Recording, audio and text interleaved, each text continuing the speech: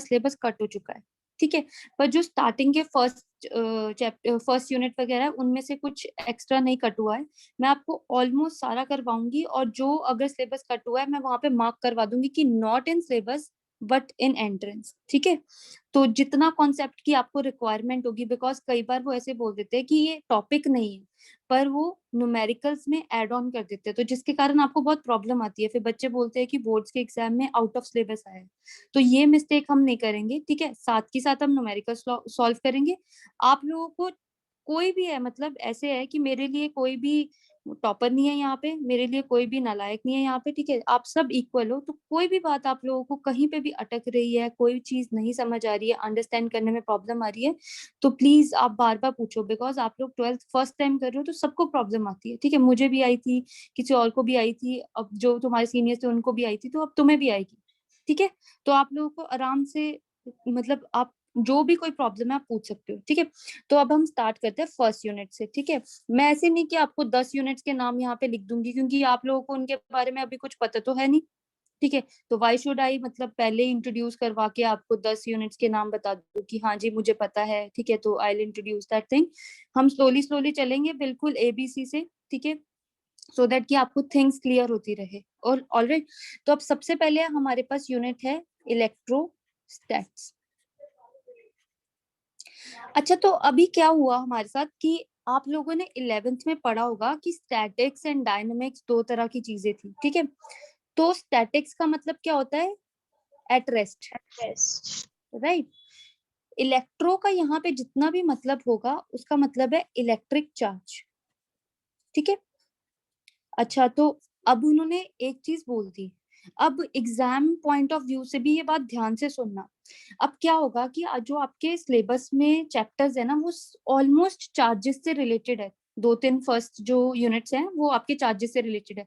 अब जब न्यूमेरिकल आता है ना, तो बच्चों को सबसे बड़ी प्रॉब्लम ये अराइज होती है कि हमारे पास ये क्वेश्चन कहाँ से आ गया, मतलब ये फर्स्ट यूनिट का है या सेकंड यूनिट का है। तो मतलब आता सबको है, उनको ये नहीं समझ आता कि हम फॉर्मूला कौन सा इंप्लीमेंट करें, बिकॉज आप एनालाइज ही नहीं कर पाते कि कौन से चैप्टर का है। तो इसीलिए इस पॉइंट को बहुत अच्छे से याद रखना कि अभी जो इलेक्ट्रोस्टैट्स में हम बात करेंगे उसमें हर चीज कहाँ पे होगी? रेस्ट पे होगी। आप धीरे धीरे देखना, मैं किसी भी चीज को मूव नहीं करूंगी, मैं किसी भी चीज को चलाऊंगी नहीं। अगर मैंने यहाँ पे एक चार्ज रखा है तो ये चार्ज पूरी जिंदगी यहीं पर ही रहेगा, ये यहाँ से मूव नहीं करेगा, ठीक है। तो ये अपने दिमाग में इलेक्ट्रोस्टैट्स को बिठाकर रखना कि हम इलेक्ट्रिक चार्जेस की बात करेंगे, और वो भी उनकी जो कहाँ पे है?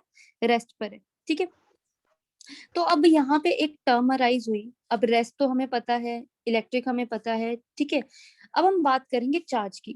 तो मे आई नो कि आप चार्ज के बारे में क्या क्या मतलब जानते हो? एक बार मेरे को पता तो चले कि आप लोगों को क्या पता है, होता क्या है, जो जो कुछ भी पता है आप प्लीज आप फ्रीली बोलिए, बताओ। चार्ज का ऐसा यूनिट कूलम है। हाँ जी, चार्ज का यूनिट, वेरी नाइस, ये तो बहुत ही बड़ी बात कर दी, वेरी गुड रोजदीप। चार्ज का यूनिट कूलम है, हाँ जी इशमीत। देखो मेरे को ना इस बार एक चीज हम बहुत क्लियर कर लेते हैं, ठीक है, कि आप अगर मैं इफ आई एम सेइंग कि आप लोगों को माइक ऑन करके कोई चीज बतानी है तो प्लीज फ्रीली बताओ, डोंट यू वरी अबाउट कि आप लोगों को अच्छा मेरा गलत हो जाएगा तो बेइज्जती हो जाएगी क्लास में, ठीक है। ये वाली चीज नहीं हम करेंगे, आराम से माइक ऑन करो, what ever you know about charge यार। आप ऐसे भी तो बोल सकते हो कि कुछ पॉजिटिव चीज होती है, कुछ नेगेटिव चीज होती है हम ना। Electron protons. इलेक्ट्रॉन प्रोटॉन्स, ठीक है, इलेक्ट्रॉन और प्रोटॉन्स की बात कर दी इन्होंने, ठीक है, कि ये चार्ज है, मतलब इन, और यहाँ पे किसी ने एक ने भी बोला था कि उसका जो ऐसा ऐसा ही यूनिट है वो कूलम है, ठीक है।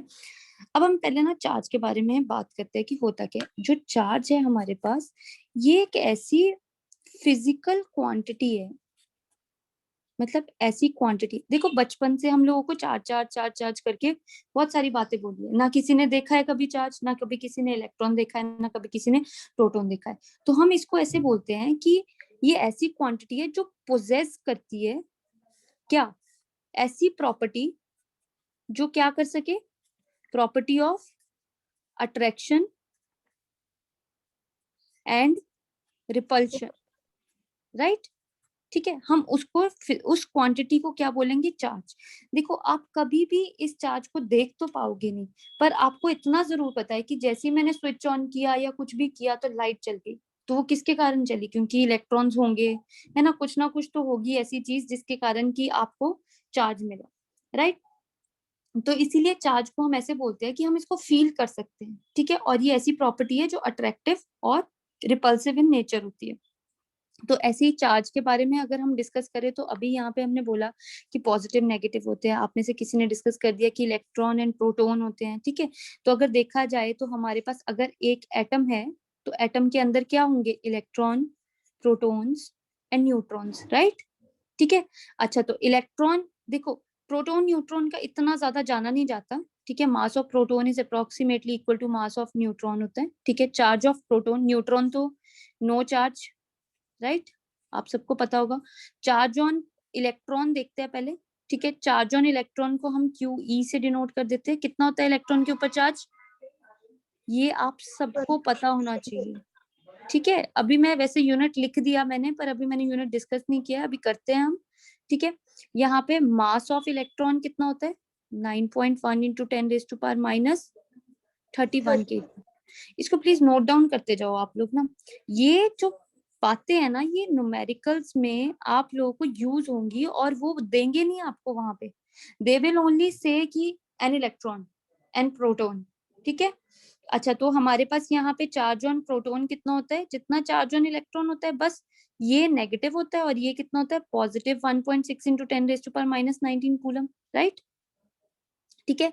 और अगर मास ऑफ प्रोटॉन देखा जाए हमारे पास तो होता है 1.637 इंटू 10⁻⁻27 kg, ओके। तो ये होता है -27, गॉट इट। तो ये जो टर्म्स है, ये वैसे आपके पास एक जाके 8th यूनिट आएगा, एटम्स एंड न्यूक्लियाई, जो कि ईयर के बिल्कुल एंड में आएगा, जब हम अक्टूबर नवंबर में आएंगे तब आप लोगों को ये टर्म्स दोबारा से आएंगी। तो तब तक तो आप लोगों ने इतने न्यूमेरिकल्स और क्वेश्चंस कर लिए होंगे कि आप लोगों को लर्न ही हो गया होगा, ठीक है। अच्छा, तो अब हम इसके बाद चलते हैं चार्ज के बारे में। हमें इतना पता चल गया कि एटम के अंदर ऐसी कोई चीजें होती है, हमें इतना पता चल गया कि पॉजिटिव नेगेटिव होता है, हमें इतना पता चल गया कि अट्रैक्टिव और रिपल्सिव होता है, ठीक है। तो अब हम इसके बारे में कुछ इसकी प्रॉपर्टीज पढ़ते हैं, ठीक है। तो जब इसकी प्रॉपर्टीज को डिस्कस किया गया तो कौन कौन सी प्रॉपर्टीज आई हमारे पास, यहाँ तक सबने नोट डाउन कर लिया, किसी को कोई प्रॉब्लम, कोई भी बात ऐसी जो किसी को नहीं पता, चलिए, is it clear with everyone? Yes okay, चलो अब हम आगे चलते हैं। तो अब प्रॉपर्टीज आई, तो अब प्रॉपर्टीज में क्या हुआ, प्रॉपर्टीज में को डिस्कस करने से पहले मैं एक दो पॉइंट और डिस्कस कर देती हूँ। देखो आपकी ना, अगर आप एनसीईआरटी ओपन करोगे, ठीक है, तो उसमें ना दो बातें लिखी होंगी। एक होगा आपके पास यहाँ पे ग्लास रॉड, ठीक है, सिल्क क्लॉथ, ठीक है, यहाँ पे होगा एबोनाइट रॉड, और यहाँ पे होगा कैट फर या नॉर्मल फर, ठीक है। तो अब वो यहाँ पे क्या बोलेंगे कि जो ग्लास रॉड है that is positive, silk cloth is negative, ebonite rod is negative and fur is positive.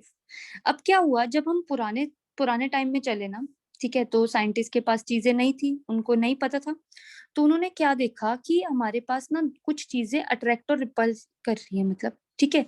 जैसे वो दो चीजों को लेके आए, तो अगर सिमिलर चार्जेस थे, अगर मैं दो ग्लास रॉड को साथ में रख दूं, ठीक है, इफ आई कीप एक ग्लास रॉड ऐसे पॉजिटिव पॉजिटिव पॉजिटिव हैंग कर दिया मैंने, ठीक है, साथ ही मैं दूसरी एक ग्लास रॉड लाके रख दूं, ठीक है, तो ये भी पॉजिटिव पॉजिटिव, तो ये क्या करेंगी, रिपेल करेंगी, राइट, रिपल्शन होगी। तो इससे हमें क्या पता चला कि like charges repel and unlike attract है ना, मतलब अगर मैं यहाँ पे कुछ नेगेटिव ले आती या जैसे सिल्क का क्लॉथ ले आती, तो ये नेगेटिव नेगेटिव होता, तो ये क्या करता है, इसकी तरफ अट्रैक्ट हो जाता, ये इसकी तरफ अट्रैक्ट हो जाता, राइट। तो पुराने टाइम में उन्होंने ऐसे ही किया, उन्होंने देखा कि जो ग्लास रॉड होती है हमारे पास, उन्होंने परमानेंट आपकी एनसीईआरटी की बुक में ये फिक्स कर दिया, क्योंकि क्या होता था, अभी तो खैर काफी टाइम हो गया, उन्होंने कोई न्यूमेरिकल या कोई चीज ऐसी एड ऑन नहीं की, पर वो पहले करते थे। अभी शायद एमसीक्यूज में वो ये दोबारा से क्वेश्चन अराइज कर दे, बिकॉज उन्होंने क्या बोलना है आपको, एमसीक्यू में ऐसे बोल सकते हैं कि glass rod is attracted towards, या glass rod has some charge, silk cloth has some definite charge, ठीक है, तो what is the nature, तो फिर आप वहां पे चार ऑप्शन दोगे, अट्रैक्टिव, रिपल्सिव, नो इफेक्ट, है ना, नन ऑफ द अबव, है ना। तो आप लोगों को पता होना चाहिए कि होगा क्या। तो एनसीईआरटी के अकॉर्डिंग उन्होंने एक चीज फिक्स कर दी कि आज के बाद हमारे पास जो ग्लास रॉड होगी, उन्होंने जब ग्लास रॉड पे चार्ज असाइन किया तो उन्होंने पॉजिटिव चार्ज असाइन कर दिया। सिल्क का क्लॉथ मतलब कि वो रब करते थे उसके ऊपर, ठीक है, उसको मतलब अगर अट्रैक्टिव बनाना है उन दोनों को, तो अट्रैक्टिव नेचर देखने के लिए ग्लास रॉड के ऊपर सिल्क क्लॉथ को रब कर देते थे। अगर उन्होंने उसका रिपल्सिव नेचर देखनी थी तो फर को उसको रब कर देते थे। एबोनाइट रॉड का मतलब क्या होता है, जैसे अगर हम बोले सीमेंट की रॉड जो होती है ना, सीमेंट की रॉड, उसको एक तरह एबोनाइट रॉड बोलते हैं। एबोनाइट एक तरह का वैसे पत्थर होता है, ठीक है, तो ऐसे बोल देते हैं कि सीमेंट की रॉड जो होती है उसको उन्होंने नेगेटिव चार्ज दिया, तो जब इसको इसके साथ रब किया तो नेगेटिव नेगेटिव रिपेल किए, जब एबोनाइट को फर के ऊपर किया तो ये अट्रैक्ट किए। तो यहाँ से इन्होंने ये प्रॉपर्टी अराइज कर दी कि like charges will repel each other and unlike will attract each other, ठीक है। ये एनसीईआरटी की बातें हैं, ठीक है। अगर आप देखोगे तो एनसीईआरटी में छोटी छोटी लाइंस हैं, ठीक है, विच आर वेरी इंपॉर्टेंट। पहले नहीं होता था बिकॉज एमसीक्यूज या कुछ नहीं आना था, अब दीज थिंग्स मैटर, ठीक है। तो अभी हमें उसको भी साथ के साथ लेके चलना है, ठीक है। अच्छा, अभी इसी के बेसिस पे आपके पास, आपने लास्ट ईयर पढ़े होंगे कंडक्टर्स क्या होते हैं। कंडक्टर्स क्या होते हैं, जो अपने अंदर से इलेक्ट्रिसिटी पास। अभी तो हम इलेक्ट्रिसिटी की बात नहीं ना कर रहे, क्योंकि हम देखो, आप लोगों को इन वर्ड से बहुत क्लियर रहना है। वेरी गुड पलक, आपने आंसर तो दिया, पर आप ध्यान में रखो कि electricity is a motional thing, है ना, डायनेमिक है वो। इलेक्ट्रिसिटी तब प्रोड्यूस होती है जब चार्जेस क्या करते हैं, इन मोशन होते हैं। अब हम किसकी बात कर रहे हैं, एट रेस्ट, है ना। Address charge. है, तो इसीलिए आप इलेक्ट्रिसिटी नहीं बोलोगे, आप हम सिर्फ ये बोलेंगे कि चार्जेस जिसके थ्रू पास कर सके उसको हम क्या बोलेंगे, कंडक्टर्स, ठीक है। और इंसुलेटर्स क्या होंगे, जिसके थ्रू, इस चैप्टर में आपने इलेक्ट्रिसिटी को तो यूज ही नहीं करना। वाई, रीजन बीइंग, क्योंकि अभी हमने इलेक्ट्रिसिटी को पैदा नहीं किया। अभी हम क्या कर रहे हैं कि जो सबसे पहले अर्थ पे आया, मतलब जो, अगर आप ट्वेल्थ का कॉन्सेप्ट देखोगे ना, अगर आप ट्वेल्थ की बुक्स को स्टडी करोगे, मैं आपको सिंपल सा रूल बता रही हूँ कि वो सबसे पहले उन्होंने चार्ज को पैदा किया। फर्स्ट यूनिट में दे आर, मतलब नई नई टर्म्स लेके आएंगे, नई नई प्रॉपर्टीज लेके आएंगे। उन प्रॉपर्टीज को they are using in the second chapter which is electric charges, ठीक है, और करंट इलेक्ट्रिसिटी। तो हम सेकंड यूनिट में बात करेंगे करंट इलेक्ट्रिसिटी की, सारे करंट्स एंड मोशन वाली थिंग उसमें आएगी। थर्ड चैप्टर में हम बात करेंगे मैग्नेटिज्म की, ठीक है, मतलब करंट से ही मैग्नेटिज्म प्रोड्यूस हुआ। फोर्थ चैप्टर में हम करंट और मैग्नेटिज्म को प्रोड्यूस करके ये जो आपकी एक्स रेज, यूवी रेज होती है, ये बनाएंगे, करेक्ट। तो इस तरह से उन्होंने लेवल अप किए हैं आपके। तो हम बड़ा क्लियर रहेंगे जब हम पेपर में भी या एग्जाम में भी वर्ड्स लिखेंगे या टेस्ट में भी वर्ड्स लिखेंगे, तो कि कॉन्सेप्ट क्या है, वो बुक लिखने वाले का कॉन्सेप्ट क्या है, वो आपको बहुत क्लियर होनी चाहिए चीजें। Alright, yes. ठीक है। ओके, तो अब इंसुलेटर्स में क्या होगा, इंसुलेटर्स क्या होंगे कि which do not, charges do not pass through it, ठीक है, इसके अंदर से चार्जेस नहीं जाते। अच्छा, तो अब ना एक और टर्म आपके पास आएगी। अगर देखो मैं आपको हम लोग, अगर हम क्लासरूम में होते, ठीक है, तो क्या होता कि आप सब एक बेंच पे बैठे होते एक दूसरे के साथ साथ, राइट, कांटेक्ट में होते आप लोग। तो उसको हम क्या बोलते कि आप लोग सब एक तरह कंडक्टिंग हो, मतलब because you all are touching each other, तो हम उसको क्या बोलते हैं, कंडक्टिंग, राइट। क्लियर है, मतलब जब एक दूसरे जैसे अगर यहाँ पे कोई चीज है और इसके साथ कांटेक्ट में कोई मैं वायर लगा दूं, तो इसका चार्ज इसके ऊपर जाएगा ही जाएगा, यस। इसका सारा चार्ज इसके ऊपर जाएगा ही जाएगा, क्योंकि ये दोनों एक दूसरे के टच में, या फिर इसका चार्ज इसके ऊपर आएगा ही आएगा। तो हम इसको क्या बोलते हैं, कंडक्टिंग, कंडक्टिंग। है ना। पर ना एक यहाँ पे टर्म आएगी, क्या अभी तक आपने वो टर्म सुनी है, eight a distance, charge at a distance, anyone, anyone, किसी को भी नहीं पता। अच्छा, तो अब हम उस वर्ड को बोलेंगे इंडक्टिव या इंडक्शन ठीक है। इंड्यूस करना, इंड्यूस करना। अब मैं क्या करूंगी, देखो मैं तुम लोगों को पढ़ा रही हूँ, ठीक है, बट मैं कैसे पढ़ा रही हूँ, एट अ डिस्टेंस पढ़ा रही हूँ। पर देखो बात सारी ट्रांसफर हो रही है, but at a distance transfer हो रही है। Got it? हम लोगों का कोई भी फिजिकल कांटेक्ट नहीं है, तो उसको हम क्या बोलते हैं, इंड्यूस करना। आज से ये वर्ड याद रखना, इट इज इंड्यूस करना, ठीक है। तो अब हमारे पास जो भी इंडक्टिव और इंडक्शन और इंड्यूस करना होता है, इसको बोलते हैं हम चार्जेस को इंड्यूस करना। अब क्या हुआ कि जैसे, खैर अभी तो सोशल डिस्टेंसिंग आ गई, आप लोगों को तो बहुत अच्छे से चीजें समझ आएंगी, ये पहले नहीं होता था। अब देखो मेरे पास है ये सारा पॉजिटिव चार्ज, ठीक है, यहाँ पे एक बॉडी बिल्कुल एम्प्टी है, ये ए बॉडी है, ये बी बॉडी, ये सारा पॉजिटिव चार्ज है। और ये बिल्कुल जिसको बोलते हैं ना न्यूट्रल बॉडी है, इसके पास कुछ नहीं है अभी फिलहाल। पर अगर बॉडी न्यूट्रल है, इसके ऊपर कोई चार्ज नहीं है, दैट मीन्स कि somewhere it has that charge, कि इसके पास पॉजिटिव भी होगा, कुछ ना कुछ नेगेटिव भी होगा, है ना, तभी तो ये न्यूट्रल बैठी हुई है। समझ आई बात? तो मैं Yes. क्या करूंगी, हम क्या देखेंगे कि जिस साइड पे इसका फेस है पॉजिटिव की तरफ, उसको हम क्या बोल देंगे कि इसके ऊपर क्या आ गया, नेगेटिव चार्ज। और इसी रीजन के कारण, क्योंकि एक तरफ नेगेटिव आ गया और ये बॉडी क्या थी, न्यूट्रल, तो इसको न्यूट्रल बनाने के लिए इसका पॉजिटिव चार्ज क्या करेंगे, हम दूसरी साइड दे देंगे, इक्वल। Got it? तो अब आप लोग ये देखो कि मैं इसको हटा दूंगी, और ये जो मेरे पास बी बॉडी है, इसके ऊपर क्या मैंने चार्ज इंड्यूस कर दिया, और वो भी कैसा, एक तरफ पूरी नेगेटिव और एक तरफ पूरी पॉजिटिव। और देखो कितनी स्मार्टली किया मैंने, डिस्टेंस पे किया। तो चार्ज एट अ डिस्टेंस देना, चार्ज को डिस्टेंस पे भेजना, उसको हम क्या बोलते हैं, इंडक्शन, इंड्यूस करना। Got it? Is it clear? Yes, ma'am. Why I am telling these, ये छोटी छोटी बातें मैं आप लोगों को पहले क्यों बता रही हूँ, बिकॉज जैसे जैसे हम आगे चैप्टर में चलेंगे, I am gonna use these terms, मैं इन वर्ड्स को बोलूंगी तो आप लोगों के दिमाग के ऊपर से नहीं जानी चाहिए। करेक्ट? ठीक है, तो हम इसको क्या बोलेंगे, इंड्यूस करना, राइट? तो अब हम क्या बोलेंगे कि दो तरह के चार्जेस हो गए। अब कल को मैं जैसे ही बोलूंगी कि अच्छा give me charges by induction, तो आप क्या बोलोगे कि these are the charges through distance, मतलब डिस्टेंस पे प्रोड्यूस करने। अगर मैं बोलूंगी चार्जेस बाय कंडक्शन, तो कोई एक बच्चा आएगा बीच में से वायर लगा देगा, उन दोनों को ज्वाइन कर देगा, स्विच ऑन कर देगा, जिससे हमारे घर में कनेक्शन है वो सारे बाय कंडक्शन है, राइट? इंडक्शन वाले चार्जेस कैसे होंगे, दूर दूर से, दूर डिस्टेंस से हम लोग, ठीक है, ऐसे बोलते हैं ना कि अच्छा, जैसे सेंसर सिस्टम जो आप लोग देख रहे हो, इफ यू नो, जितने भी सेंसर सिस्टम्स है, ऐसे दूर से आपकी लाइट ग्लो हो जाती है, एलईडी ग्लो हो जाती है आजकल, है ना, पानी आ जाता है टैप से, तो वो सारे जो सेंसर सिस्टम है, why how they are working, because human body is an electric body, मतलब हमारे पास चार्जेस है हमारी बॉडी में, राइट? उसमें उन्होंने वो सिस्टम लगाया हुआ है, अगर हमारे पास, अगर वहां पे उन्होंने पॉजिटिव चार्ज सेट किया है तो हमारी बॉडी में नेगेटिव है, दे बोथ विल अट्रैक्ट, और वहां पे वो सेंसर वर्क कर जाता है। Got it? समझ आई?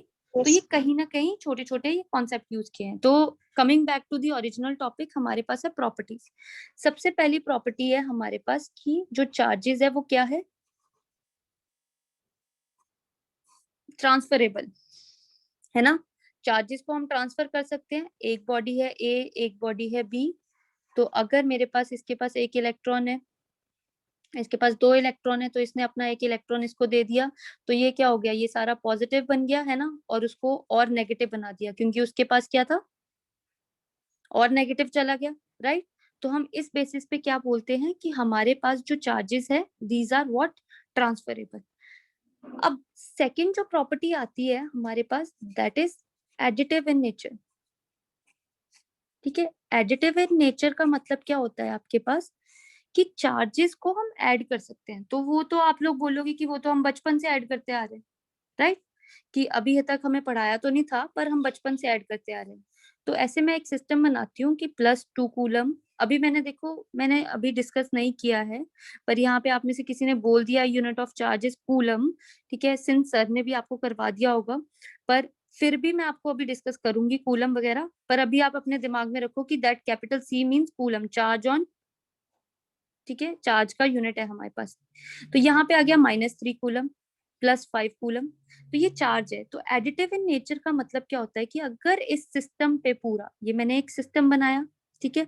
इस सिस्टम पे जो चार्जेस होंगे तो उन्होंने बोला कि आपको इस सिस्टम के साथ क्या लेने हैं, इनके जो आगे साइंस है, इनके जो मैग्नीट्यूड्स है वो नहीं कंसीडर करने, आपको साथ में इनके साइंस भी लेने हैं कि इनकी नेचर कैसी है, are they positive are they negative, वो नेचर को साथ में कंसीडर करना है। अब देखो +2 coulomb, +5 coulomb, -3 coulomb, right. Additive किया है मैंने, ऐड करने का मतलब ये नहीं कि सब प्लस करना है। अगर किसी को प्रॉब्लम है तो आप ऐसे लिख सकते हो कि +2 coulomb bracket plus +5 coulomb bracket plus -3 coulomb bracket, ठीक है। This is what additive in nature means कि आप पॉजिटिव पॉजिटिव ऐड कर रहे हो but you are including their nature also, right. तो ये होगा 7, 7 - 3 दैट इज 4 कूलम। किसका साइन आएगा, पॉजिटिव का। ओके, तो total charge on the system will be 4 coulomb. Got it? Is it clear? Yes. ठीक है, Yes. ये तो बहुत इजी इजी चल रहा है। अब आते हैं हम थर्ड पे, दैट इज क्वांटाइजेशन, ठीक है। अब ये फिर से एक नई टर्म आई कि क्वांटाइजेशन ऑफ चार्ज क्या होगा, या क्वांटाइज का मतलब क्या होगा, उसको देखते हैं हमारे पास क्या है। देखो क्वांटाइज करने का मतलब क्या हुआ, पहले तो हम इस वर्ड को समझते हैं कि ये क्वांटा वर्ड क्या है, what is this quanta word, है ना। अब क्या हुआ कि अब 12th क्लास है, ठीक है। अब मैं तुम्हें क्या बोल रही हूँ, 12th क्लास, अभी मैं किसी को नहीं जानती, ठीक है, मैं किसी को नहीं पहचानती, चलो सपोज करते हैं। तो मैंने क्या बोला कि तुम 12th क्लास हो, पर अगर देखा जाए तो तुम क्या हो, इंडिविजुअल। इंडिविजुअल तो सबकी अपनी अपनी आइडेंटिटी है ना, सबके अपने अपने नाम है, सब अपनी अपनी डिफरेंट प्लेसेस से बिलोंग करते हैं, सबका घर अलग है ना, ये एवरीथिंग। तो हम यहाँ पे क्या करेंगे, हमें इतना जरूर पता लग गया कि चार्जेस में ये चीज नहीं है, जो चार्जेस हैं वो एक जैसे दिखते हैं। और अगर मैं आपको जनरली भी कभी चार्ज के बारे में बोलूं तो कोई भी इंसान आके चार्ज के बारे में क्या बोलेगा, इलेक्ट्रॉन। Y electron?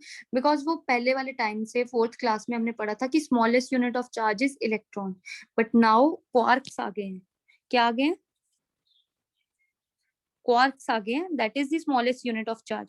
बट हम वही कॉन्सेप्ट लेके चल रहे हैं कि क्वांटाइजेशन का मतलब है कि एक सिस्टम में आपके पास इलेक्ट्रॉन्स बैठे हुए हैं। अभी आप सबकी नेचर डिफरेंट है, बट अगर मैं बोलूं वो तो सारे 12th क्लास के बच्चे ना, तो 12th वाले ही सिर्फ बैठे होंगे। तो ये मैं क्या सपोज कर रही हूँ कि सिर्फ 12th के बच्चे बैठे हैं, तो मुझे देखना है कि टोटल 12th के बच्चे को कितना चार्ज है। तो मैं कैसे लिखूंगी, Q इज इक्वल टू, अब मैं देखो एडिटिव इन नेचर होने के कारण क्या मैं 1 2 3 4 5 बार ऐड कर देती हूँ, या तो मैं इसको ऐसे लिख लूं, या फिर इसका जर्नलाइज उन्होंने फॉर्मूला बनाया कि होगा ये इलेक्ट्रॉन ही, पर कितने टाइम्स, n टाइम्स। यहाँ पे जो n आपके पास होगा ये एक इंटीजर होगा, इंटेग्रल नंबर। अब फिर से आते हैं इसी कॉन्सेप्ट पे, इसको थोड़ा सा और क्लियर करते हैं। इंटेग्रल नंबर का मतलब क्या हुआ आपके पास कि total charge will be n times of छोटा चार्ज। अब कल को मैं क्या बोलूंगी कि जो भी मेरा कोई सिस्टम होगा, ठीक है, सपोज करते हैं कि ये मेरी +1 की क्लास है, तो इसमें 3 इलेक्ट्रॉन बैठे हैं, ठीक है। तो ये 3 के आगे मेरे पास एक इंटीजर, ठीक है। ये मेरी 12th की क्लास है, तो इसमें 5 बच्चे बैठे हैं, तो इलेक्ट्रॉन्स आर व्हाट, मतलब आप लोग हो, ठीक है। तो ये 5 इज द इंटीग्रल नंबर। तो टोटल चार्ज अगर मैं पूछूं तो मैं बोलूंगी 3 into charge on electron.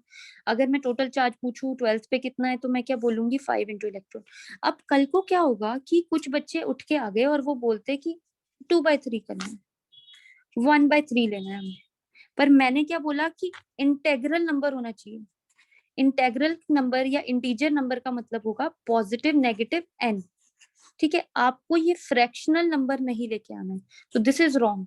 When ever you get कि अगर फ्रैक्शनल नंबर में क्वांटाइजेशन आ गई तो मतलब कि वो चार्ज क्वांटाइज नहीं है, कभी भी पॉइंट्स में नहीं आएगा, कभी भी उसमें नहीं आएगा, always it will be a number, जैसे 3 4 1 2 plus minus. Okay, plus minus का मतलब क्या होगा, अगर उन्होंने प्रोटॉन्स बोले होंगे कि that body is made up of protons, तो you will take positive charge on electron, और प्रोटॉन तो सेम ही होता है, but you will use the sign of positive, right. If they are saying कि that body is made up of electrons only, so you will use the sign of negative. Got it? समझ आया? तो जब भी quantization of charge बोली जाएगी तो उनके कहने का मतलब होगा Q is equal to n। तो अभी मैं एक क्वेश्चन ऐड ऑन करती हूँ इसी के बेसिस पे, इस थर्ड प्रॉपर्टी के बाद ही। क्या आप मुझे बता सकते हो कि how many electrons are there in 6.4 into 10 raised to power minus 19 coulomb charge. या फिर either I will say कि is this an integral number और whether this charge exist, ये दो different questions बन सकते हैं। अगर तो इंटेग्रल नंबर आ गया तो you will say yes this charge will exist, otherwise you will say no. चलिए कीजिए सॉल्व मैम- जरा। हाँ मैम जी, -4। -4, very nice, very good Palak. देखो जिनको नहीं समझ आया उनके लिए Q is equal to NE की बात चल रही है, अभी तक हमने यही फॉर्मूला किया है, राइट। इलेक्ट्रॉन्स है तो मुझे इतना पता लग गया कि कौन सा साइन आएगा, नेगेटिव, माइनस। ठीक है। और मैंने टोटल चार्ज दे रखा है तो that will be used here 6.4 into 10 raised to power minus 9। N मुझे कैलकुलेट करना है, charge on electron I know that is 1.6 into 10 raised to power minus 19, right. या तो मैं इसको इसके नीचे ले आऊं या फिर मैं इधर से ही सीधा कैंसिल कर दूं, ठीक है। तो ये कितना आ गया 6.4 by 1.6, इससे ये कैंसिल कर दिया, 16 4 जा कितना होता है, तो मेरे पास n कितना आ गया, अच्छा n will be 4, number will be 4 plus minus कौन बताएगा, इलेक्ट्रॉन या प्रोटॉन, ठीक है। पर आप नंबर के आगे -4 नहीं लिखोगे, आप जब ये फॉर्मूला लिखोगे तब आप लिखोगे कि total charge will be -4 of electrons, right. Number को ऐसे ही लिखोगे। समझ आई सबको? Yes is it clear? ठीक है। तो मतलब ऐसी ये बातें जो होंगी ये कंफ्यूज करने वाली होती है कि आप लोगों को यही नहीं समझ आता कि मैं इसको कहाँ पे सब्स्टिट्यूट करूं और क्या करूं, ठीक है। तो coming to the fourth property, clear है सबको? क्वांटाइजेशन समझ आई, property? Yes ma'am. Yes ma'am. Very good. अच्छा तो अभी आते हैं हम लोग फोर्थ प्रॉपर्टी पे हमारे पास, ठीक है। फोर्थ प्रॉपर्टी है हमारे पास कंजर्वेशन ऑफ चार्ज। क्या है? Conservation of charge. अच्छा तो कंजर्वेशन ऑफ चार्ज का क्या मतलब होता है हमारे पास, ये तो बहुत ही क्लियर है, जैसे हमने बात कर रखी थी, charges can neither be created nor be nor destroyed. Destroyed.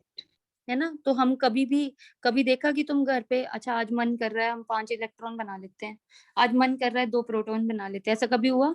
Never, क्योंकि हमने ना कभी उनको देखा है ना कुछ। तो charges can neither be created, can neither be created nor be destroyed, but what, but It they can are, it can be transferred. yeah, but they are transferred from one body to another। अच्छा I try to right, मतलब मैं साफ साफ लिखने की तो कोशिश करूंगी, बट एक्चुअली क्या हुआ है कि I am suffering from some blood infection, तो उसके कारण मेरा राइट लिम्ब जो है वो वर्क अभी करना स्टार्ट हुआ है, इसीलिए मेरी क्लासेस भी आप बहुत लेट स्टार्ट हुई है, ठीक है। तो अभी मैं रिकवर कर रही हूँ, तो अगर आप लोगों को ऐसे लगा कि स्पीड स्लो है या कुछ भी है तो थोड़ा सा कोप अप कर लेना, ठीक है। तो ऑनलाइन ऑफलाइन भी तभी हम लोग स्टार्ट कर पाएंगे जैसे ही, मतलब बिकॉज अभी मेरी इम्यूनिटी भी वीक है, because I am suffering from this blood infection, तो मेरे लिम्स वर्क करने बंद कर गए थे, तो उस रीजन के कारण थोड़ा ऐसे हैंड राइटिंग में ऐसे रहेगा। अगर आपको कोई वर्ड नहीं समझ आता है तो प्लीज मेरे को बता देना, ठीक है। तो मैं वहां पे आपको वर्बली बता दूंगी कि क्या टर्म है ये। Got it? Yes ma'am. Yes ma'am. ठीक है, ओके। तो उसके बाद है हमारे पास कंजर्वेशन ऑफ चार्जेस हो गया हमारे पास, ठीक है। तो ये 4 प्रॉपर्टीज है, तो 4 प्रॉपर्टीज को एक बार फिर से देख लेते हैं सो दैट आप लोगों के दिमाग से ना जाए। फर्स्ट प्रॉपर्टी इज ट्रांसफरेबल, एक जगह से दूसरी जगह पे ट्रांसफर हो जाता है, और कई लोग ट्रांसफर वाली प्रॉपर्टी यूज कर लेते हैं, कई लोग ये बोल देते हैं like charges repel each other unlike attract, आप दोनों में से कुछ भी लिख सकते हो, ठीक है। सेकेंड है हमारे पास एडिटिव इन नेचर की चार्जेस आर, आप क्या क्या बोल सकते हैं हम इनको कि चार्जेस क्या होंगे, इजीली एड अप हो जाएंगे। अच्छा आपको नोट्स की टेंशन करने की जरूरत नहीं है, नोट्स मैं आपको फॉरवर्ड करती रहूंगी वैसे ही ऐप पे जैसे हम पहले करते थे, ठीक है। तो यहाँ पे आप सिर्फ थोड़ा समझो, ठीक है, आपको नोट्स मिलते रहेंगे। Quantization of charge is very important, ठीक है, क्योंकि इसी के बेसिस पे ही न्यूमेरिकल्स आएंगे, तो ये third property is very important, ठीक है। और थर्ड प्रॉपर्टी इतनी अच्छी है कि अगर आप हायर लेवल के भी न्यूमेरिकल्स करोगे ना तो सबसे पहले ये छोटे से लेवल के पहले आपको एन फाइंड आउट करना पड़ेगा या फिर चार्ज फाइंड आउट करना पड़ेगा, एन दे रखा होगा, तो ये आपको अपने दिमाग में जरूर फिक्स रखनी है, ठीक है। And fourth property is conservation of charge, ठीक है, I hope you all get it, Yes, ma'am. सबको क्लियर होगी। ठीक है, अब आते हैं हम इसके यूनिट्स पे। ठीक है, अब आज तक तो हमने जो बातें पढ़ी थी उसमें से देखते हैं आज कुछ नई एडिशन क्या हुई है। तो इसका एसआई यूनिट जो है वो है, आप लोगों ने पहले ही बता दिया है, कूलम नाम का साइंटिस्ट था, उसने तो बहुत ज्यादा कंट्रीब्यूशन कर रखी है। ठीक है, इन द फील्ड ऑफ इलेक्ट्रोस्टैट्स। ठीक है, मतलब स्टार्ट ही उसने किया है, तो उसी के नाम पे हमारे पास क्या बना है, ये एसआई यूनिट, उसका कूलम। ठीक है, और उसका सीजीएस यूनिट जो है हमारे पास, ठीक है, दैट इज स्टैट कूलम। ठीक है, इसको स्टैट कैपिटल सी लिख देते हैं। ठीक है, और हम ऐसे बोलते हैं कि 1 कूलम इज इक्वल्स टू जो होता है हमारे पास, that is 3 into 10⁻⁹ stat coulomb होते हैं। ठीक है, इज इट क्लियर? तो अच्छा, आपको इस बार एक और चीज लर्न करने के, टर्म्स लर्न करने के साथ साथ आपको ये जरूर पता होना चाहिए कि SI how many times of CGS. अगर तो आप लोग इतने कैपेबल हो, इतने मतलब वो हो कि जैसे हमने लास्ट ईयर डायमेंशन एनालिसिस से फटाफट से कैलकुलेट करके निकाल लिया था कि इसका ये है, इसका वो है, तब तो आप कर लेना। बट आई प्रेफर कि आप लोग फटाफट से इसको क्रैम ही कर लो, कि लिस्ट ही बनानी स्टार्ट कर दो कि कौन कितने टाइम्स किसका है। करेक्ट? ठीक है, तो ये ऐसे ही आपको लर्न हो जानी चाहिए, छोटी छोटी बातें आपको क्लियर रहनी चाहिए। अब आते हैं, जब हम यूनिट्स डिस्कस करते हैं तो हम जरूर किसको डिस्कस करेंगे, डायमेंशन फॉर्मूला को। अब हमें पता है I is equal to Q by T होता है, current is equal to charge upon time. अब प्रॉब्लम यहाँ पे क्या राइज हुई कि हमने जब 11th क्लास करी तो वहां पे तो हमने सिर्फ क्या किया, MLT यही बोला था, और कोई नई चीज नहीं मैंने आपको इंट्रोड्यूस करवाई थी, बस MLT में ही सारी स्टोरीज थी, सब कुछ MLT में था, राइट। बट यहाँ पे अब हमारे पास क्या होगा कि आपके पास कुछ नई टर्म्स आएंगी, और अभी फिलहाल जो करंट है, आई का मतलब क्या होता है, करंट, और करंट का यूनिट क्या होता है, एम्पियर, राइट। आप लोग 10th क्लास में पढ़ के आए हो, तो इसको कैपिटल ए से डिनोट करते हैं। तो आज के बाद MLT और एक ए भी नहीं, आपके पास डायमेंशन फॉर्मूला की टर्म ऐड हो गई। Got it? ठीक है, तो अगर मैं यहाँ पे, क्योंकि मुझे चाहिए चार्ज, तो चार्ज क्या होगा अगर मैं देखूं, I इंटू टी। तो अगर मैं डायमेंशन फॉर्मूला बनाऊं तो इसका है A की पावर 1, बिकॉज कोई ज्यादा डिग्रीज नहीं है उसके ऊपर, राइट। और उधर T का कितना है, पावर 1।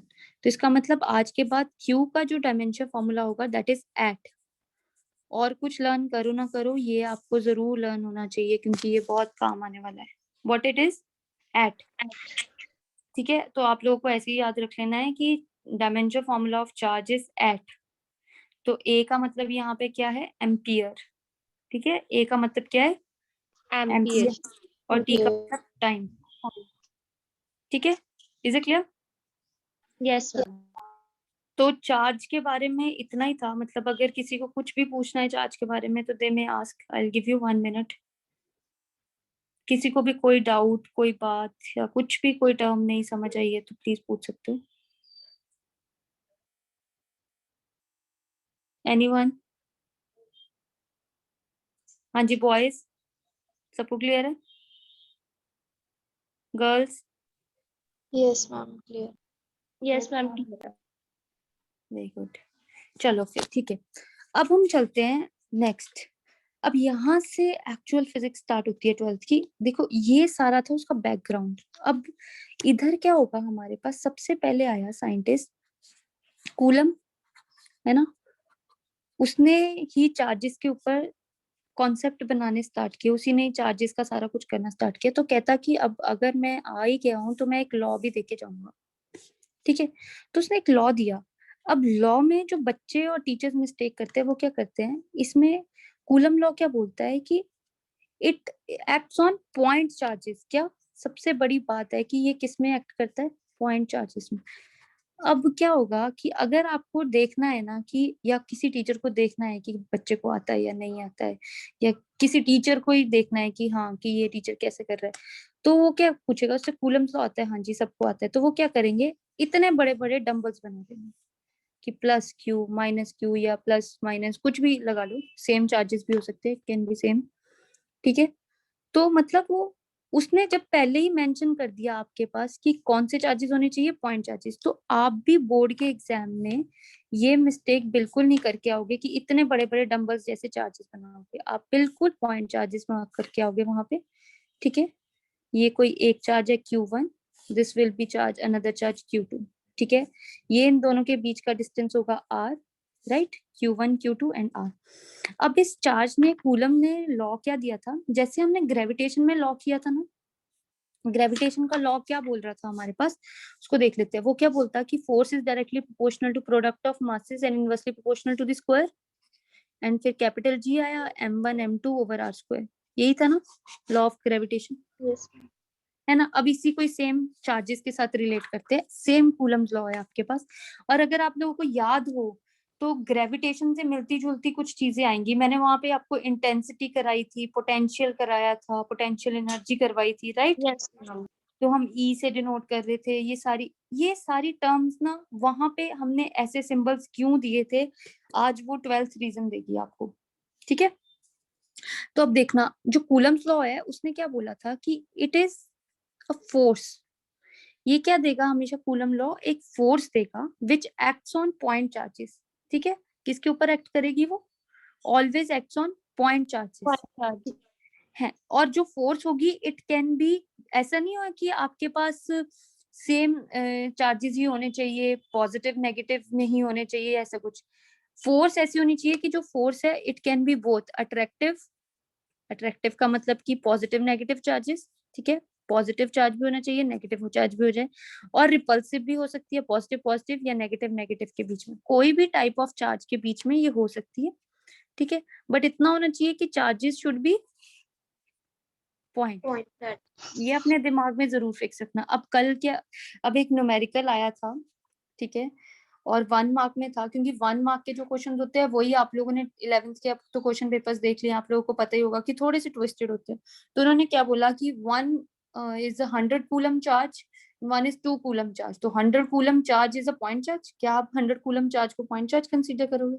नहीं, because with respect to 2 coulomb तो 100 कूलम तो कुछ भी नहीं हुआ, मतलब बहुत ज्यादा हो गया। 2 कूलम तो कुछ भी नहीं हुआ उसके सामने, right.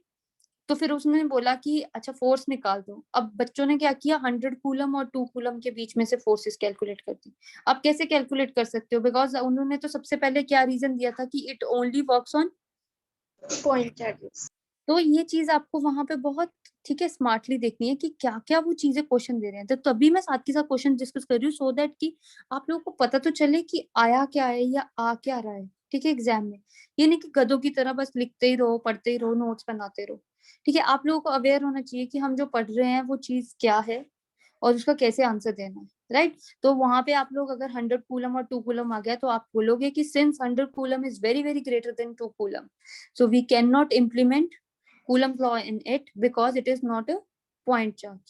So here Coulomb's law fail, right?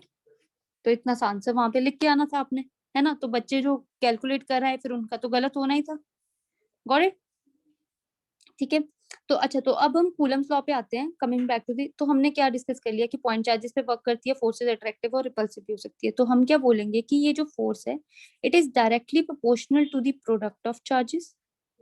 This force is inversely proportional to the square of the distance between them. Square of the inversely proportional है मतलब 1 अपॉन लगा दिया मैंने, स्क्वायर ऑफ द डिस्टेंस उन दोनों चार्जेस के बीच में कितनी दूरी है उसके ऊपर डिपेंड करती है। तो कहते हैं कंबाइन कर दो, है ना। F is directly proportional to Q1 Q2 over R square, right. तो हमारे पास ये फॉर्मूला बन गया। अब हमारे पास ये फॉर्मूला तो बन गया कि F is directly proportional to Q1 Q2 over R square. पर आप लोगों को पता है कि कोई भी फॉर्मूला इज नॉट वैलिड जब तक हम प्रोपोर्शनलिटी का साइन रिमूव नहीं करते। तो मैंने क्या किया कि यहाँ से एक प्रोपोर्शनलिटी का साइन मैं रिमूव कर रही हूँ और मैं इसको K दे रही हूँ। K is the constant of proportionality, है ना। और ये हमारे पास फॉर्मूला बन गया। अब देखते हैं कि आज हमारे पास K क्या है। K हमारे पास एक बहुत अच्छी term and it is very important term, 1/4 pi epsilon not. अब इसको डिस्कस करते हैं। पाई इसकी की बात कर रहे थे E0 मतलब एप्सिलॉन नॉट। अभी अभी देखना, मैं सारा कुछ बिल्कुल कंप्लीटली डिस्कस कर रही हूँ। अभी देखो मैंने ना इसके यहाँ पे यूनिट्स नहीं लिखे, ठीक है। अभी मैं जानबूझ के ये सारी चीजें छोड़ रही हूँ क्योंकि अभी मैं कॉन्सेप्ट समझाने लगी हूँ। तो अब फोकस्ड रहना, बिकॉज ये चीज बहुत इंपॉर्टेंट है, ठीक है। तो अभी अगर कोई भी डिस्ट्रैक्टेड भी है तो प्लीज वापस आ जाओ, ठीक है। और अब देखना, तो अब ये जो के की जो चीज है, यहाँ पे मैंने क्या लिखा, 1/4 पाई एप्सिलॉन नॉट। अब पहले मैं इसको ऐसे लिख देती हूँ, ठीक है। अब मैं इसको वर्ड्स में लिखती हूँ सो दैट कि आप लोगों को आज से पढ़ना आ जाए। EPSILON, इसको बोलते हैं एप्सिलॉन, ठीक है, एप्सिलॉन। और ये इसके पैर में जो जीरो लगाई है दैट मीन्स नॉट, राइट। अब ये होता क्या है वो देखते हैं। एप्सिलॉन नॉट का मतलब ये है, इसको बोलते हैं, ये इसका नाम है, और इस टर्म को क्या बोलते हैं हम, परमिटिविटी ऑफ फ्री स्पेस। क्या बोलेंगे हम? अब कुछ 12th के रूल्स सीखते हैं। अगर किसी के पैर में नॉट आ जाता है तो इसका मतलब कि वो क्या है, खाली हवा में घूम रहा है, फ्री स्पेस, वैक्यूम, है ना। अगर किसी के पैर में आर आ जाए, मतलब जैसे ER लगा दिया, तो इसका मतलब वो रिलेटिव है, मतलब वो किसी के साथ रिश्ते में है, ठीक है। और अगर वो खाली आ जाए तो इसका मतलब वो मीडियम की अपनी ही बात है। बात समझ आई? जैसे अगर मैं यहाँ पे डालू तो मैं क्या बोलूंगी कि ये जो एप्सिलॉन नॉट है, this is the permittivity, what I am saying, permittivity of free space. Permittivity को समझते हैं अब क्या हुआ। अब ना मैं इस चीज को इजीएस्ट लैंग्वेज में रिलेट करने की कोशिश करती हूँ, एंड ऐसे सोच लेते हैं। देखो, अब पंजाब एंड हिमाचल की बात कर लेते हैं। अगर आप पंजाब से हिमाचल में जाओगे तो रास्ते में टोल देना पड़ेगा, राइट। वो एक परमिट आता है ना, you have to buy, right. आपको जैसे ही आप पंजाब से निकलते हो तो आपको वो परमिट बाय करना पड़ता है just to enter into the Himachal, है ना। और अगर आप लोगों ने बहुत सारी टैक्सीज या बहुत सारी कार्स या बसेस देखी होंगी तो उनके पीछे कभी लिखा होता है कि all India permit, right. Read किया है? Yes, ma'am. है ना, Yes, ma'am. आप देखा है ना। तो इसका मतलब कि ये जो परमिटिविटी ऑफ फ्री स्पेस आया, ऐसा ही चार्जेस के साथ हो रहा है। अब चार्जेस क्या हो रहे हैं, देखो है तो वो रेस्ट पे, पर जो हवा है उसके अंदर तो मोशन है। तो अब क्या बोल रहे हैं कि चार्जेस उस हवा में आराम से रहें, रह पाए, ठीक है। मतलब उनको टिकट मिल गई है, उनके पास फ्री परमिट है, उस चीज को हम क्या बोलते हैं, परमिटिविटी ऑफ फ्री स्पेस। तो इसका मतलब कि ये जो एप्सिलॉन नॉट है, ये क्या बोल रहा है कि मैं एक ऐसा कांस्टेंट हूँ, अगर मैं यहाँ पे लग गया तो इसका मतलब कि जो आपके ये जो दो चार्जेस बैठे हुए हैं, इनको हवा में कोई छेड़ नहीं सकता, क्योंकि मैंने इनको क्या दे दिया, एक परमिट दे दिया। Permitted. Got it? ऐसी होगा ना कि अगर किसी के पास परमिट है तो वो हिमाचल में आराम से घूम सकते हैं। If somebody has not bought it तो फिर उनके पास क्या होगी, प्रॉब्लम, है ना। तो उनको टिकट लगेगी या उनको एक्स्ट्रा पे करना पड़ेगा, ऐसी होता है। तो ऐसे ही हमारे पास चार्जेस के साथ हुआ कि वो अगर फ्री स्पेस में है तो उनके पास क्या होगी, एप्सिलॉन नॉट परमिटिविटी। अगर वो किसी और मीडियम में है, जैसे फ्री स्पेस में नहीं है, कल को मैं, जरूरी थोड़ा है कि आपके पास हवा का ही क्वेश्चन आए, वो कल को बोल सकते हैं दो चार्जेस को ऑयल में रख दो, ठीक है। तो फिर ऑयल मतलब वो मीडियम का होगा तो उसके पास उसकी अपनी एप्सिलॉन नॉट होगी, तो मैं वहां पे नॉट नहीं लगाऊंगी, वहां पे सिर्फ एप्सिलॉन लगाऊंगी। Got it? तो उसके कारण ये वैल्यूज चेंज होगी। वो कैसे होती है वो हम धीरे धीरे सीखते हैं, ठीक है। अब अगर ऑयल भी बोल दिया, एक चार्ज उन्होंने ऑयल में रख दिया, एक उन्होंने एयर में रख दिया, अब ऑयल और एयर का कुछ रिश्ता आया तो उनकी जगह पे यहाँ पे ER आ जाएगा, ठीक है। ये ई भी नहीं है, मतलब आप लोगों ने ऐसे वाला ई नहीं डालना है, ठीक है, दिस विल बी रॉन्ग, ये वाला ई डालना है। Got it? ठीक है, तो इसको बोलते हैं हम एप्सिलॉन नॉट। समझ आइए अब सबको कि क्या होगी epsilon not, it is a permittivity of free space, ठीक है।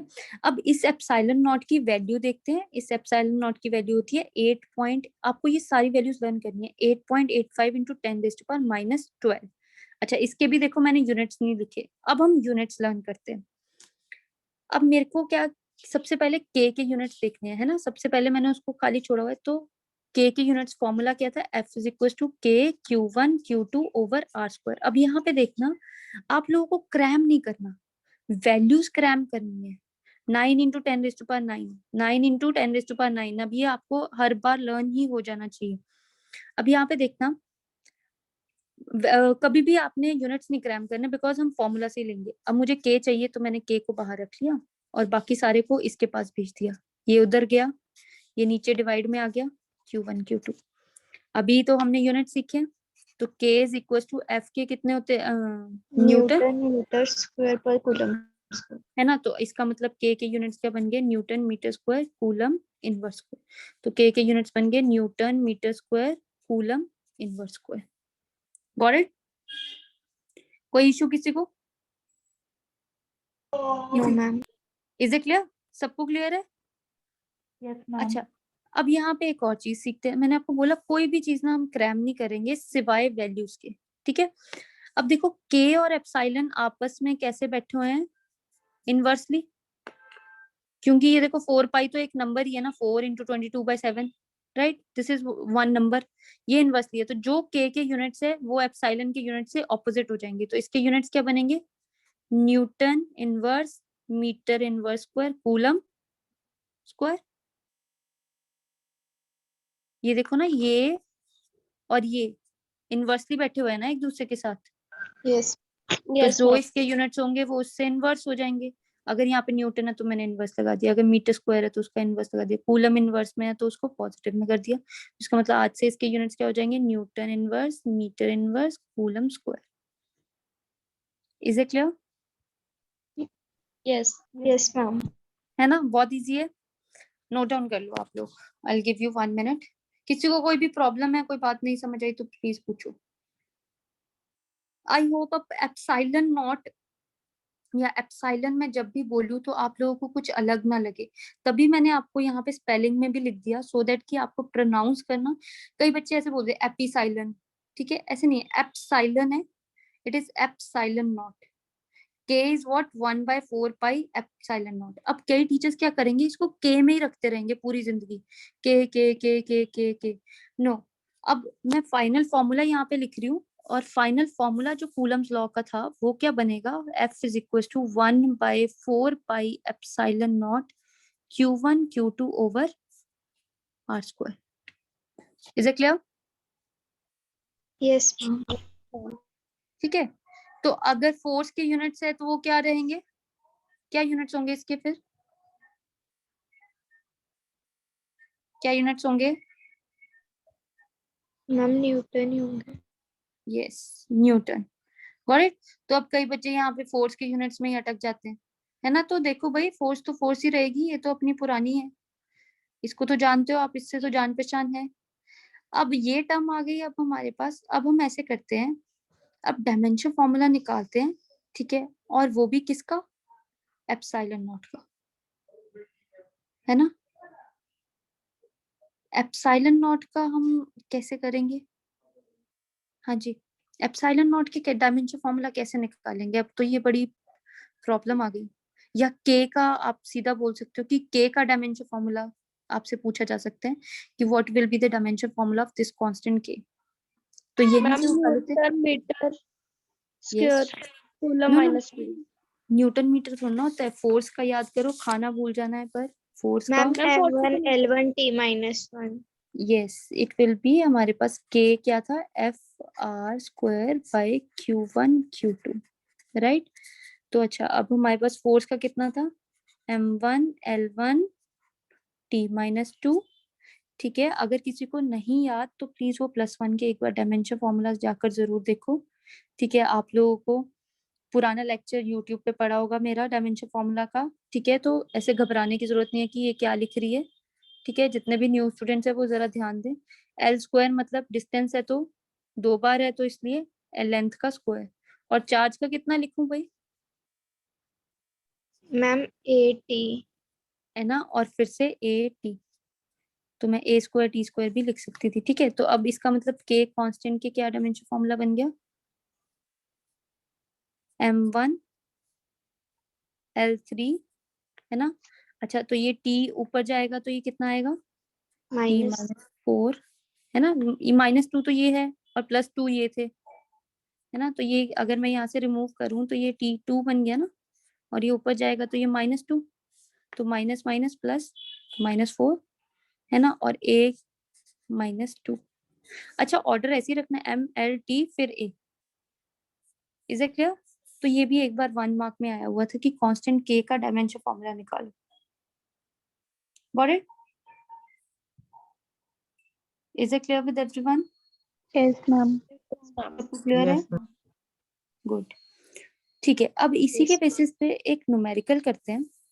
ठीक है, आपसे पूछा जाएगा what is the distance between the point charges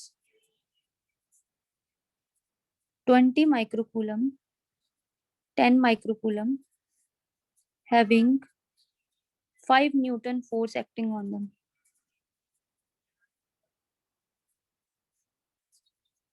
या 15 Newton force लगा लो.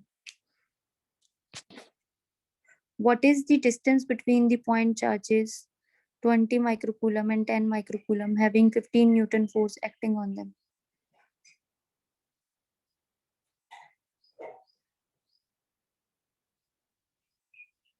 अच्छा, अब अगर कुछ बच्चों को ये नहीं पता है कि माइक्रो मिली, फिर से भूल गए हो, तो मैं यहाँ पे आपको लिख दूं. माइक्रो का मतलब होता है 10⁻⁻⁶.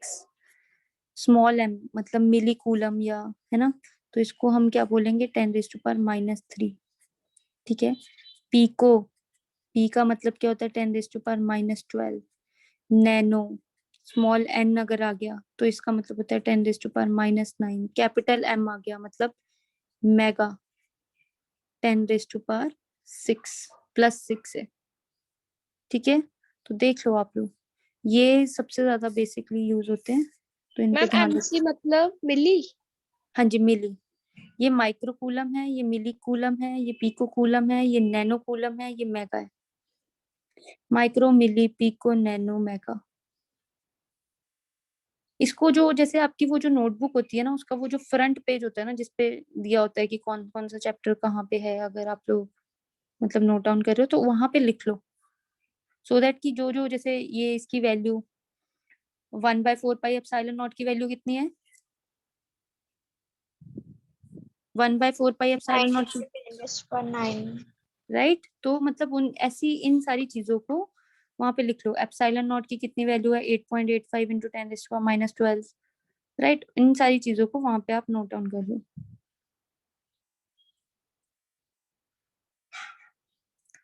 अब आगे चलते हैं, इस न्यूमेरिकल को सॉल्व करते हैं. ठीक है, आई होप मैम आप लोग. 0.6.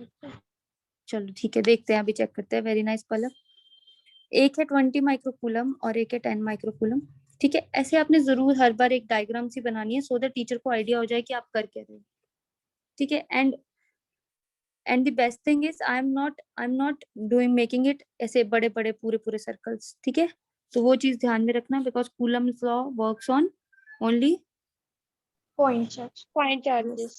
ठीक है, गॉट इट? तो ये छोटे छोटे कॉन्सेप्ट्स जो होते हैं, ये आपको बड़े हेल्पफुल रहेंगे. ठीक है, तो अब हमारे पास formula F is equal to 1/4πε0 Q1 Q2 over R square. 12th में हमेशा सबसे पहले फॉर्मूला जरूर लिखना है before solving numerical. Force is given to you 15 newton. ठीक है, या 1/4πε0 की वैल्यू कितनी है? 9 × 10⁻9. Do not write units now because you are substituting values.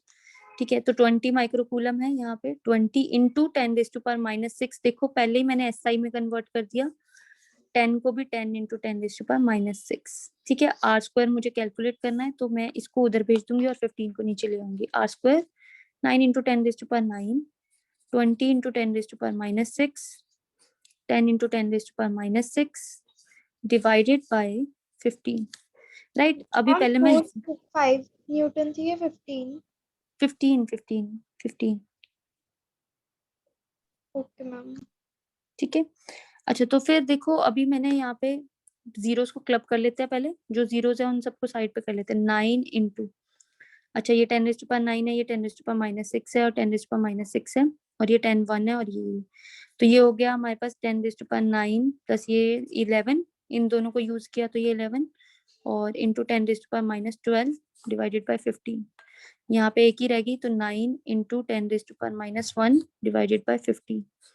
इससे कैंसिल करो, ये 3 3 और ये 3 5 3/50 R स्क्वायर. अच्छा ये स्क्वायर है, प्रॉपर स्क्वायर नहीं बन रहा, तो R is equal to √5 3/50. Right इसको यहीं पे छोड़ के मीटर्स लिख के आ जाओ आंसर। ठीक है, इज इट क्लियर? अगर वो परफेक्ट स्क्वायर नहीं है, बिकॉज मैंने तो अभी ऑन द स्पॉट ही आपको सॉल्व करवाने के लिए बनाया है यहाँ पे, है ना, तो this thing should be very clear with you. ठीक है, क्लियर हुआ? Yes, ma'am. Is it clear boys and girls, सबको क्लियर हुआ numerical? Yes, ma'am. Yes, ma'am. Okay, तो आज के लेक्चर में किसी को कोई प्रॉब्लम? No ma'am. पक्का No, ma'am. क्लियर? देखो एक बार ना ऐसे होगा कि जैसे अगर ये रिकॉर्डेड भी है, ठीक है, छोटे छोटे कॉन्सेप्ट, सो दैट कि आपके दिमाग से एक बार नहीं 2 बार निकले। से हर ऑल्टरनेट पे आपका ऑफ होता है और एक ऑल्टरनेट के बाद क्लास होगी, तो अभी 11th वाली मिस्टेक मत करना, ठीक है। 12th में इज क्वाइट इजी, बस 12th में क्या है, बहुत सारी चीजें हैं। 11th में क्या था कि चीजें कम थी पर टफ थी, ठीक है। 12th में क्या है, चीजें इजी है पर बहुत सारी है, ठीक है। तो आपको बार बार उनको देखना जरूर पड़ेगा। सो आप लोग क्या करोगे कि हर सेकंड ऑल्टरनेट पे अगर मेरी क्लास नहीं है, तो आप उस टाइम पे या कोई एक टाइम स्केड्यूल फिक्स कर लो अपना, किसी तरह उस वीडियो को डाउनलोड करके आप दोबारा से उस पूरे लेक्चर को रिवाइज करो। जरूरी नहीं है कि आप इतनी स्पीड पे सुनो, उसकी स्पीड फास्ट कर लो, ठीक है। फटाफट से आपका वो 1.5 घंटे का लेक्चर 30 मिनट्स में निकल जाएगा अगर आप स्पीड फास्ट करोगे, सो दैट कि बस आपके एक बार दिमाग में चीज चली जाए कि क्या हुआ था और क्या बोला था और कैसे किया था, ठीक है। और अगर आप लोग देखो तो मैंने अभी यहाँ पे जो फोर्सेस करवाई हैं वो मैंने बहुत सिंपल सिंपल बेसिस पे करवाई, ठीक है। मैं कोई अभी वेक्टर्स नहीं लेके आई बीच में। तो अभी जब हम नेक्स्ट क्लास लेंगे तो आप लोगों को एक मैं होमवर्क दे रही हूँ कि आप 11th क्लास के वेक्टर्स जरूर पढ़ के आना, not all the vectors. Triangle law आपको बहुत अच्छे से आना चाहिए, ठीक है, और वेक्टर्स के फ्यू रूल्स आपको आने चाहिए, ठीक है। तो वो आपको पता होनी चाहिए, सो दैट कि अभी हम फोर्सेस है ना, क्योंकि ये फोर्स है and force is a vector quantity. And एक और यहाँ पे पॉइंट रह गया था आपके पास चार्ज के ऊपर, चार्ज इज अ, याद रखना, charge is a scalar quantity, ठीक है। चार्ज के ऊपर मैंने कभी भी कोई वेक्टर नहीं लगाया है, तो charge is a scalar quantity. पर दूसरी हमने फोर्स पढ़ रखी है, और वो लास्ट टाइम हमने न्यूटन लॉ पूरा पढ़ रखा है ना, और उसमें चिल्ला चिल्ला के हमने बोला है कि इसकी डायरेक्शन होती है, डायरेक्शन होती है, क्योंकि ये एक्सेलरेशन पे डिपेंड करती है, राइट। एक्सेलरेशन फर्दर डिस्प्लेसमेंट और वेलोसिटी पे डिपेंड करती है, इसी के कारण उसकी डायरेक्शन होती है। तो इसका मतलब कि अब हम फोर्सेस को जो हमने किया है ये बहुत सिंपल फॉर्म की है, तो नेक्स्ट क्लास में हम इसकी वेक्टर फॉर्म करेंगे, ठीक है, जो कि एग्जाम में आती है। Correct? Is it clear? Yes, ma'am. ठीक है, तो आज के कॉन्सेप्ट्स को बहुत अच्छे से रिवाइज कर लेना एक बार, ठीक है। और मेरे को बता देना कि अगर आप लोगों को कोई भी प्रॉब्लम आई है, कुछ भी नहीं, कोई बात नहीं समझ आई, आई होप अब तो यहाँ पे किसी ने बोला था कि समझ नहीं आ रही थी इलेक्ट्रोस्टैटिक्स, अभी इज इट क्लियर? समझ आई? Yes, ma'am. Are you getting it? मतलब पॉइंट समझ आ रहा है ना आप लोगों को? ठीक है, तो ऐसे ही रहेगा, ठीक है। ऐसे बिल्कुल भी आपको डरना नहीं है कि पता नहीं फिजिक्स के टीचर कितने खतरनाक होके अगर हम क्वेश्चन पूछ लेंगे, ठीक है। बहुत फ्रेंडली होके आप कभी भी साथ ही साथ, पर ये है कि आप क्वेश्चन और न्यूमेरिकल प्रैक्टिस जरूर करते रहो, ठीक है। यू कैन बाय प्रदीप्स की बुक, ठीक है। I will prefer only Pradeep's, मैं एचसी वर्मा एकदम से आपको रिकमेंड नहीं करूंगी, ठीक है, क्योंकि पहले जब एबीसी नहीं आती होगी तो हम सीधे वर्ड्स और सेंटेंसेस पे कैसे चले जाएंगे। सो आई ओनली प्रेफर प्रदीप्स, आप उसके क्वेश्चन बैक क्वेश्चन करो, ठीक है। आप उसके कॉन्सेप्ट्स पढ़ने की जरूरत नहीं है, ठीक है, क्योंकि सारे कॉन्सेप्ट्स और सारी छोटी छोटी बातें आई विल मेक श्योर कि आपको क्लियर रहे। आपको जाके सिर्फ उसके न्यूमेरिकल्स निकाल के सॉल्व करने हैं, ठीक है। तो जो जो न्यूमेरिकल्स में प्रॉब्लम आएगी वो हम डिस्कस करते रहा करेंगे, ठीक है। तो ठीक है, फिर इज इट क्लियर? किसी को कोई Yes, डाउट ma'am. आज के लेक्चर में? कोई प्रॉब्लम? आई होप कोई प्रॉब्लम तो नहीं होगी। क्लियर है सबको?